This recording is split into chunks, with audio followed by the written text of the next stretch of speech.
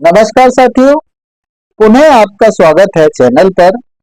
आपने पहला वीडियो देख लिया होगा जिसमें हमने ये देखा कि केवल नई शिक्षा नीति 2020 के माध्यम से हमारी पढ़ाई के तरीके बदले हैं। क्या कैरियर भी प्रभावित हुए हैं? क्या कैरियर में भी कुछ बदलाव देखने को मिला है? तो उसी के साथ साथ अब हम बात करने वाले हैं पुरानी शिक्षा नीति वर्सेस नई शिक्षा नीति 2020 के दूसरे भाग में कि स्ट्रक्चर से लेकर के क्या क्या परिवर्तन हमें कंपैरेटिवली देखने को मिल रहा है।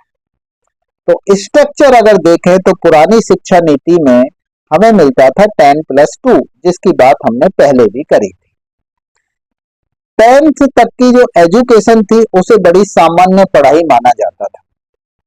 कई राज्यों में तो वहां तक स्ट्रीम का चुनाव नहीं होता था, लेकिन कई राज्यों में स्ट्रीम का चुनाव 9th क्लास के बाद हो जाता था।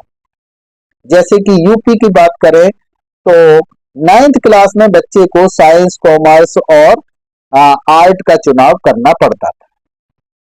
लेकिन अगर दिल्ली की बात करें या सीबीएसई बोर्ड की बात करें तो वहां पर 11वीं क्लास के बाद में ही सिलेक्शन किया जाता।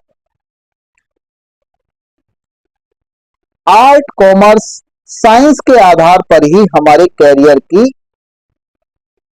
चुनाव यानी कैरियर का चुनाव हो जाता था, जिसमें जो स्ट्रीम ले ली उसके आधार पर मान लिया जाता था कि ये इस फील्ड में जाने वाला है, ये डॉक्टर बनने वाला है बच्चा, इंजीनियर बनने वाला है, या फिर किसी सरकारी नौकरी की तैयारी के लिए है, या फिर बैंकिंग और सीए करने वाला है।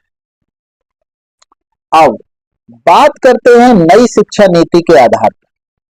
तो स्ट्रक्चर में चेंज देखने को मिलता है कि आज एजुकेशनल जो स्ट्रक्चर है वो है 5+3+3+4 का। यानी यहाँ पर विशेष रूप से जो बाल बाटिका 1, बाल बाटिका 2 और बाल बाटिका 3 यानी फाउंडेशनल स्टेज को बड़ा ही महत्व दिया गया।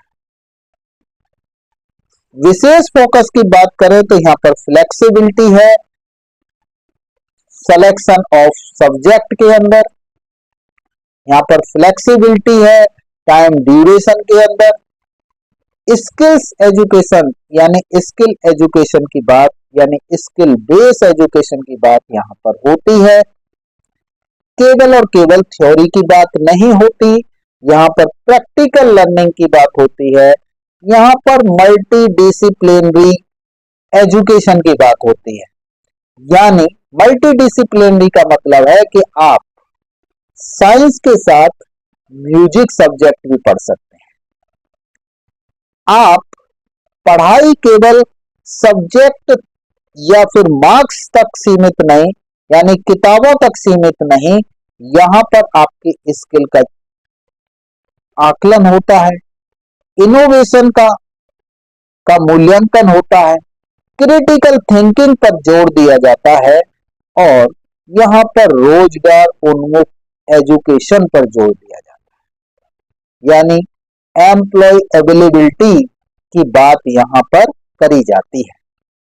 यानी भविष्य के लिए खुद को तैयार किया जाता है, यहां इस तरीके की व्यवस्था देखने को मिलती है। पुरानी नीति जो पुरानी शिक्षा नीति थी वहां पर स्ट्रीम के माध्यम से अलग अलग दुनिया तय हो जाती थी। किसी ने साइंस चुन ली तो उसकी साइंस जैसी दुनिया, किसी ने कॉमर्स चुन लिया तो उसकी कॉमर्स जैसी दुनिया, और जिसने आर्ट चुन लिया तो उसकी आर्ट जैसी दुनिया, इस तरीके की व्यवस्था हो जाती थी। अब स्टूडेंट को फिजिक्स के साथ म्यूजिक, केमिस्ट्री के साथ डिजाइनिंग, या फिर मैथ के साथ में economics, political science, history, biology के साथ में डिजाइनिंग, आर्ट, कॉमर्स के साथ में कोडिंग, ये सब बच्चा जो है फ्रीली पढ़ सकता है जिसका जिसमें इंटरेस्ट हो। तो साथियों, ये क्या बदलाव कम है? और भी बदलाव अगर आप जानना चाहते हैं तो कमेंट्स में लिखिए यस, तो फिर हम आगे और दूसरी वीडियो के माध्यम से और बेसिक बदलाव की बात करेंगे। जानकारी अच्छी लगी तो लाइक करें, अपने साथियों के साथ शेयर करें। अगर चैनल अभी भी सब्सक्राइब नहीं किया है तो साथियों चैनल को सब्सक्राइब करें, बेल आइकन को दबाना ना भूलें। धन्यवाद।